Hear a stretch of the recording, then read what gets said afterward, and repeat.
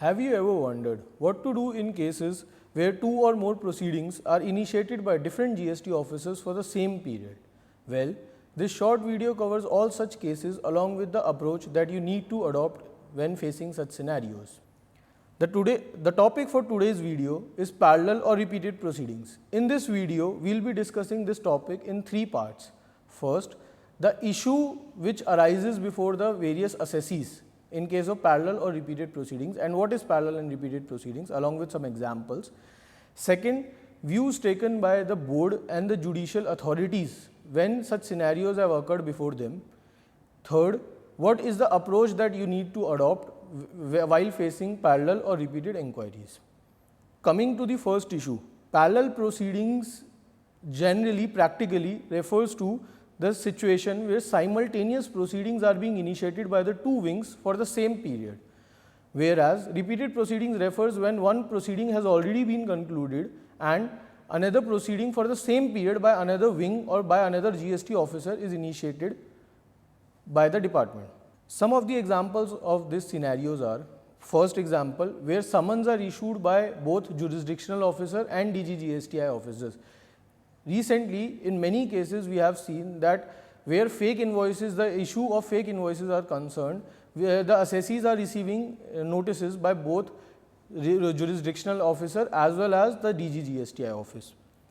Second, when inquiry has already been concluded by one officer, by one wing, and an audit for the same period is initiated, or vice versa, when audit has already been concluded for one period, an inquiry for the same period has been initiated by either anti-evasion or range officer.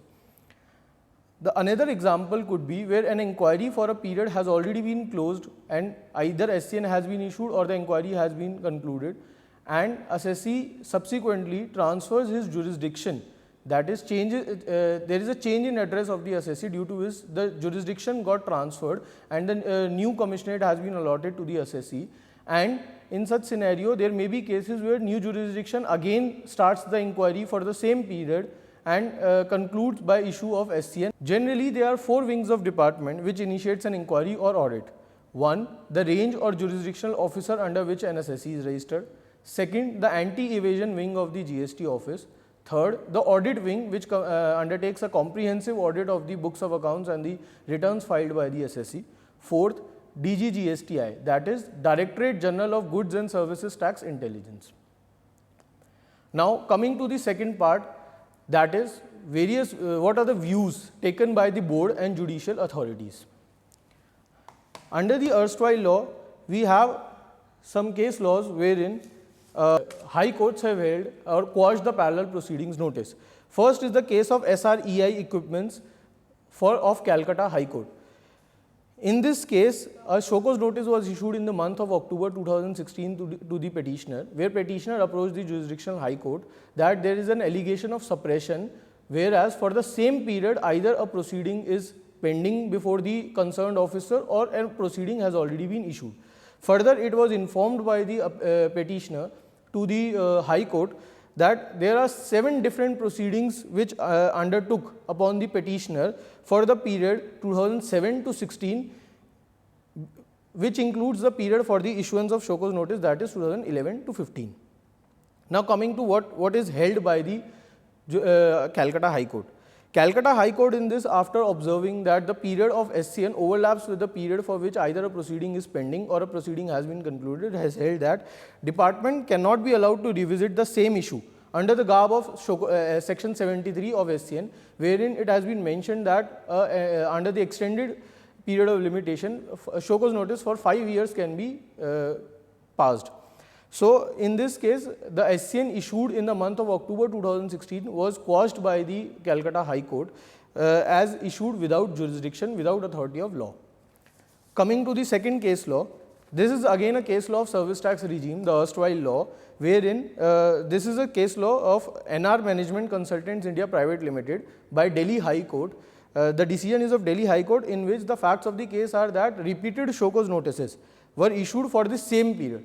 So Delhi High Court in this case categorically held that this issuance of repeated show cause notice for the same period leads to inconvenience and harassment being caused to the SSE, where they have to again and again call for legal expertise, hire legal professionals, again and again submit the same documents to the SSE, which leads to duplication of work both on part of SSE as well as the department, and waste in important time of the SSE also. Coming to the third part, this is a circular issued under service tax, circular number 185 of 4 of 2015, dated 30 June 2015. In this circular, it has been mentioned that there are three prongs of department. One, audit wing, second, anti-evasion wing, and the third one is return scrutiny. In the return scrutiny, it is mentioned that there is a preliminary, an online return scrutiny, and the second one is manual detailed scrutiny, which is conducted by the range officers. In this circular, it is categorically mentioned that where an SSE has been either selected for audit or has been subjected to an audit for the past 3 years. I repeat, has been where an SSE has been selected for audit or has been subjected to an audit in the past 3 years, manual scrutiny in any scenario cannot be taken by the jurisdictional officer for such an SSE. What we infer from this circular is that the legislative intent by the board itself has been that where an SSE has already been subjected to an inquiry, he is not required to again inquire by the another wing of the same GST department. Coming to the GST regime, there are two case laws under GST regime which involve similar facts, similar set of facts. One is the case law of RCI Industries by the Delhi High Court. In this case, the facts of the case are, there was a search conducted by DGGI Gurugram, that is the central authority under GST, wherein multiple searches were conducted and statements were recorded. Assessee for the same approach Punjab and Haryana High Court, wherein one of the search was quashed and the statement also recorded in that search was also quashed. Subsequently, after the search conducted by DGGI Gurugram, wherein it was held by Punjab and Haryana High Court that they are entitled to complete their proceedings, again a search was issued by the jurisdictional officer, that is Delhi VAT Department, Delhi Sales Tax Office, Delhi State Office.